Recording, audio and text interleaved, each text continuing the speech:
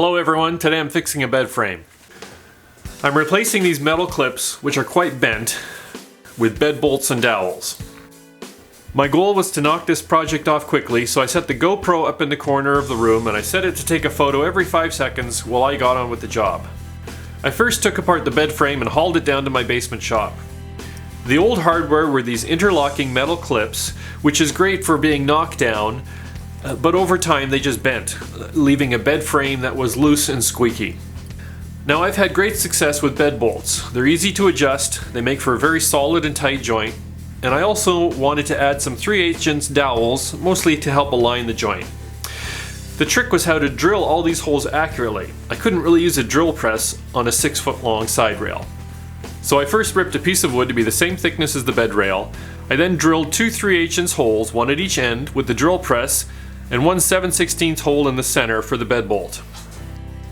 I could then clamp this jig to the ends of the bed rail and use that to guide my handheld drill as I drilled 3 holes into each end of the 2 side rails of the bed.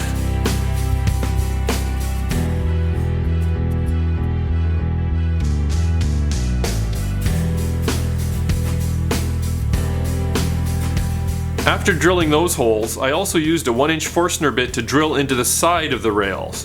This hole had to intersect with the end of the bed bolt hole, and that's where I would insert the brass barrel nut for the bed bolts.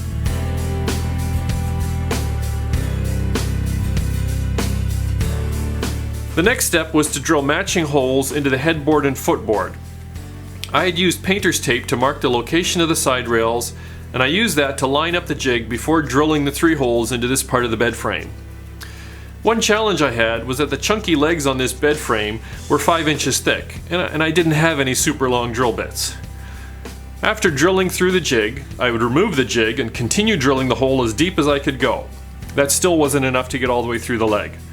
I then switched out to a spade bit, which was the longest bit that I had, and it was just long enough for the tip to poke out the other side.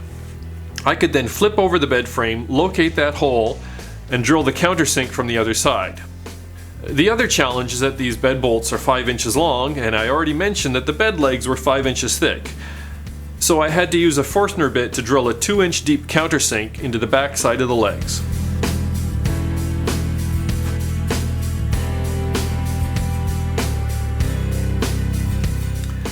And once all that measuring, figuring, jig making, and drilling was complete, it was time to bring it all back up to the bedroom and put it all back together.